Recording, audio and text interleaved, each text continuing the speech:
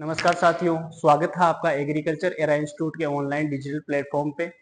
मैं राकेश चंदेलिया आपके लिए लेके आया हूँ पशुपालन विज्ञान की कुछ नस्लें, गायों की नस्लों के बारे में आज अपन जानकारी लेंगे, जनरल इन्फॉर्मेशन लेंगे कि कौन कौन सी गायों की नस्लें अपने को पढ़नी है और क्या इसमें क्या क्या पढ़ना है अपने को, क्या क्या पॉइंट है। तो सबसे पहले अपन देखते हैं पशुपालन विज्ञान।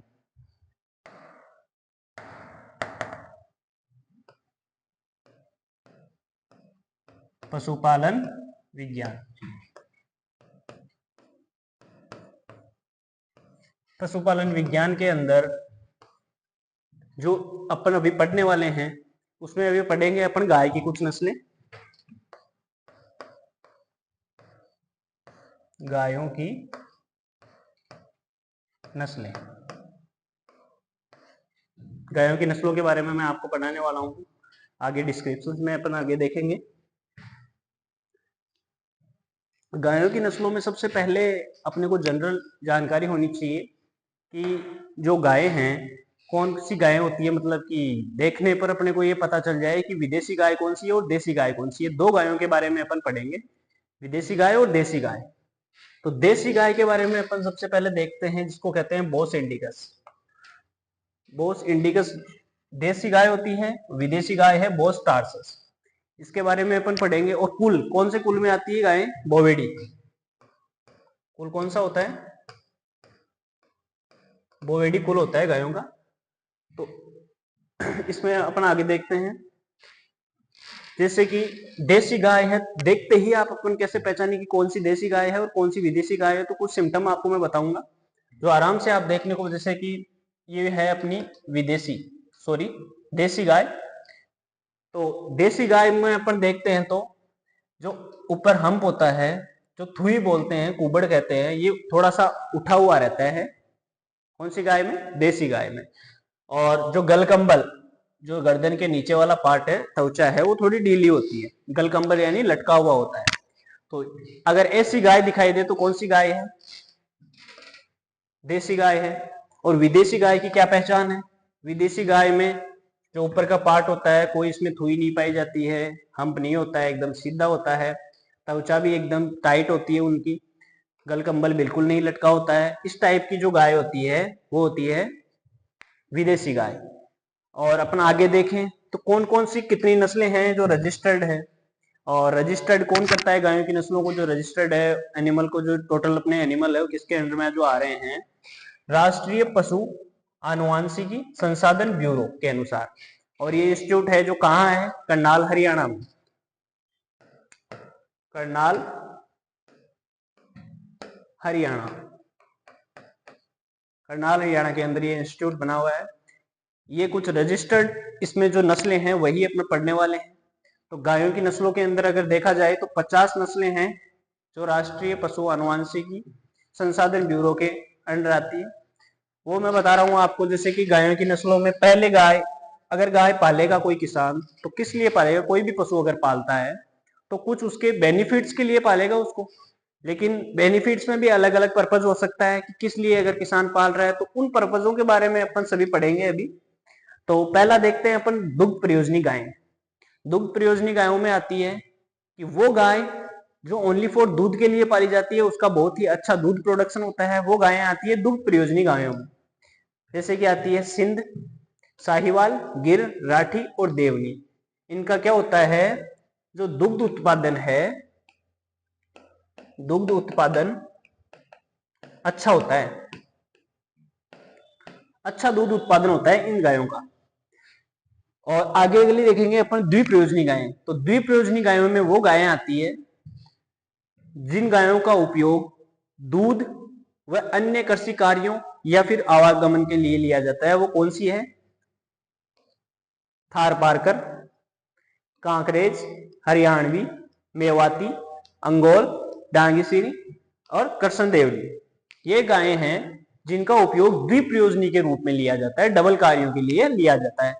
अगली अपन गाय देखते हैं तो है भारवाहक नस्लें, यानी कि आवागमन में, ट्रांसपोर्टेशन में इन गायों का उपयोग या इन बैलों का उपयोग लिया जाता था। वो कौन से हैं? आपने पहला नाम तो सबने सुना ही होगा, नागौरी बैल है, जो बड़े प्रसिद्ध बैल है बाहर ढोने में। बहुत ही अच्छा, जितना मतलब इस पे बहुत कैपेसिटी होती है बाहर ढोने की, अच्छी कैपेसिटी होती है इनकी। मालवी, हिलकर, अमृत महल और खिल्लरी, ये सब जो है वो बाहर वाहक नस्लें हैं गायों की। इसके आगे देखेंगे अपन, एक आपको नाम दिख रहा होगा मांस प्रयोजनी नस्लें।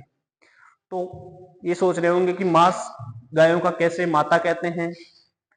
तो इसमें ऐसा है कि कुछ गायें ऐसी है जो मांस प्रयोजनी के लिए पाली जाती है। और कहाँ पाली जाती है, कुछ क्षेत्र ऐसे हैं जिनपे मांस प्रोडक्शन पे प्रतिबंध नहीं है।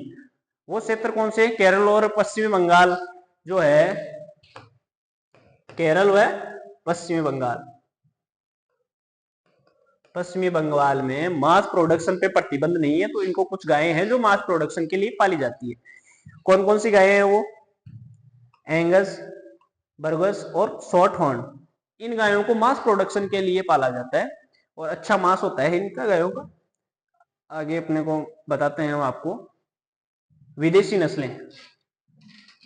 कुछ गाय की विदेशी नस्लें हैं, उनके बारे में मैं आपको बताता हूं कि कौन कौन सी विदेशी नस्लें हैं, कौन सी क्या है। विदेशी नस्लों में देखी जाए तो Holstein Friesian, Jersey, brown Swiss, Ayrshire और रेड एंड डेल, ये क्या है? विदेशी नस्लें हैं गायों की। ठीक है, इनका बहुत ही अच्छा दूध प्रोडक्शन होता है, जिनके लिए किसान इनको पालता है, विदेशी नस्लें। और जैसे कि विदेशी नस्लें, कुछ देसी और विदेशी नस्लों का संकरण करवा के कुछ नस्लें तैयार की गई है, हाइब्रिड नस्लें हैं जो, वो आपको मैं बताने जा रहा हूं। इनका अभी प्रजनन केंद्र भी पढ़ेंगे अपन को, कहाँ ये तैयार होती है, मतलब कैसे इनको बनाया जाता है, मतलब किस प्रकार से, वो अपन पढ़ेंगे। और जैसे कि करंट फ्रीज, जो एक संकर किस्म हाइब्रिड है, होलिस्टीन फ्रीजियन और थार पारकर, होलिस्टीन फ्रीजियन और थार पारकर के संकरण से इसको तैयार किया जाता है। इसके बाद में है फ्रिजवेल, होलिस्टीन फ्रीजियन और साहिवाल, जो साहिवाल गाय है उनका संकरण करवा के इनको तैयार किया गया है। अब है जरसिंधी। जरसिंधी क्या होता है? जर्सी व लाल सिंधी से के क्रॉस से बनाई गई है जरसिंधी। इसके बाद में है जैसे करण स्विस, करण स्विस बनाई गई है ब्राउन स्विस व साहिवाल। ठीक है, ब्राउन स्विस व साहिवाल के संकरण से इसको तैयार किया गया है। आगे अपन देखेंगे तो जैसे अभी जो प्रजनन, ये जो कितनी नस्लें एनबीएजीआर के अनुसार, आईसीआर एनबीजीआर के अनुसार कितनी नस्लें हैं जो रजिस्टर्ड है, जिनके बारे में अपन पढ़ने वाले हैं। वो नस्लें हैं जैसे कि गाय की कुल नस्ल है 50 नस्लें हैं गाय की जो रजिस्टर्ड है। बकरी की कुल नस्ल है 34, भैंस की 17, भेड़ की देखी जाए तो 44 नस्लें हैं, ऊंट की है जो 9 नस्लें हैं, और मुर्गियों की 19 नस्लें हैं जो एनबीएजीआर के अनुसार अपन पढ़ेंगे। इंस्टीट्यूट अभी जो अपन ने पढ़ी थी ऊपर, हाइब्रिड जो ब्रीड्स थी उनके बारे में जो अपन ने पढ़ा, वो कैसे तैयार कहाँ की जाती है, वो इंस्टीट्यूटों के नाम बताता हूँ कुछ आपको मैं। जैसे कि गाय पशु प्रजनन केंद्र कहाँ है? बस्सी जयपुर में। मेवाती व जर्सी प्रजनन केंद्र कहाँ है? बस्सी जयपुर में। थार पारकर गाय अनुसंधान केंद्र कहाँ है? चांदन जैसलमेर में। थार पारकर प्रजनन केंद्र कहाँ है? सूरतगढ़ गंगानगर में। इसके बाद में अगला अगर अपन देखते हैं तो राठी गाय प्रजनन केंद्र कहाँ है? नौहर हनुमानगढ़ में। हरियाणा गाय प्रजनन केंद्र कहाँ है? भरतपुर में। ठीक है, इसका अगली गाय है जैसे कि गिर गाय प्रजनन केंद्र कहाँ है? डग झालावाड़ में। तो ये इनका कुछ प्रजनन केंद्र है जो स्थापित है अपने यहाँ, उनके बारे में अपन ने पढ़ा। बहुत ही इंपॉर्टेंट पॉइंट है ये, इनको याद रखना। आगे अपन देखते हैं कि कुछ नस्लें ऐसी होती है जो पाकिस्तानी नस्लें हैं, जो यहाँ आके हुई है, अपने उनका उत्पत्ति स्थान पाकिस्तान है। कुछ नस्लें ऐसी है, कौन कौन सी है इसके बारे में अपन डीपली तो बाद में पढ़ेंगे, लेकिन ओवरव्यू आपको मैं बता देता हूँ कि जैसे कि थार पारकर है, लाल सिंधी है और साहिवाल है, ये पाकिस्तानी नस्लें हैं जिनका उत्पत्ति स्थान पाकिस्तान में था। अब एक छोटा सा जनरल इंफॉर्मेशन के लिए मैंने एक स्लाइड लगाई है आपके लिए कि किस प्रकार से अपन आगे इसको पढ़ने वाले हैं, उसके बारे में मैं आपको बताऊंगा। कि जैसे कि ये गाय है, कौन सी है? थार पारकर। ठीक है, थार पारकर नस्ल। तो इस नस्ल के बारे में जैसे कि अपन पढ़ेंगे, इसमें क्या क्या पॉइंट अपन पढ़ने वाले हैं। ये डीप होगी स्लाइड, आपके लिए एक ओवरव्यू के पर्पज से तैयार की गई है। जैसे कि थार पारकर है, तो थार पारकर जो नस्ल है सर कहाँ की है, क्या थार पारकर नस्ल है? थार पारकर पाकिस्तान के थार पारकर के जिले के सिंध प्रदेश, जो सिंध प्रदेश है वहां की ये थार पारकर उत्पत्ति स्थान है इसका। राजस्थान में ये कहाँ कहाँ पाई जाती है? राजस्थान में जैसे कि देखा जाए तो थार वाले जो रीजन है, जोधपुर, जैसलमेर और बीकानेर, इन जिलों में ये राजस्थान पाई जाती है। और इस नस्ल को थारी भी कहते हैं, जो इसका कॉमन नेम, जो इसको डबल नेम से जो बोलते हैं थारी नाम से भी। और थार पारकर नस्ल के बारे में अगर देखा जाए तो ये कौन सी नस्ल पढ़ी थी अभी अपने पहले? द्विप्रयोजनी, यानी कि द्विकाजी नस्ल है थार पारकर जो है। कौन सी है? द्विकाजी नस्ल है, यानी कि दूध और अलग पर्पज के लिए, एग्रीकल्चर पर्पज के लिए इसको अपन पाल सकते हैं।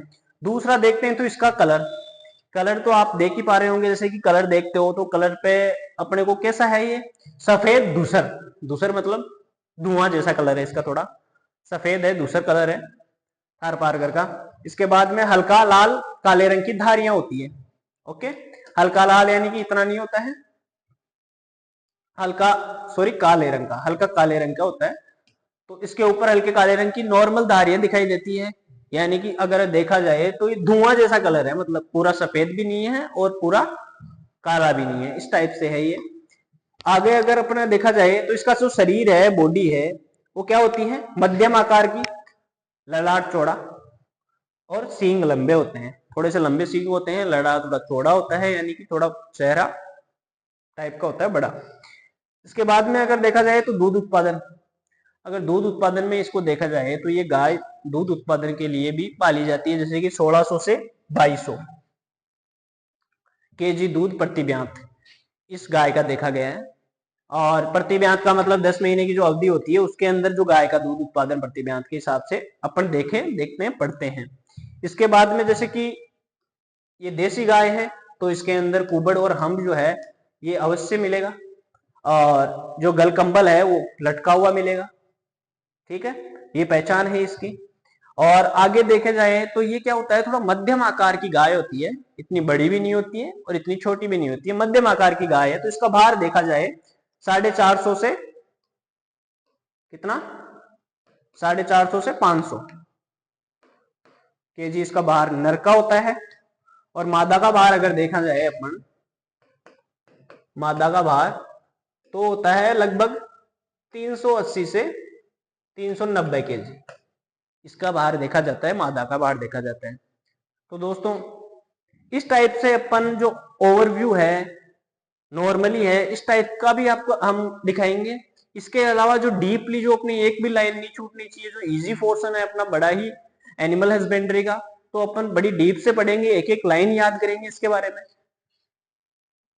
तो ये पढ़ने वाले हैं इसी टाइप से, अपने पास पूरे जो नोट्स है अपने वो आपको जनरल दिखाएंगे ऊपर ऊपर से पूरा, कि अपन कैसे एकदम नॉर्मल पढ़े इसको और कैसे अपन इसको याद करें। ये अगली क्लास अपने एरा इंस्टीट्यूट के डिजिटल प्लेटफॉर्म जो एप्लीकेशन लॉन्च हुआ है उसके ऊपर मिलेगी। धन्यवाद।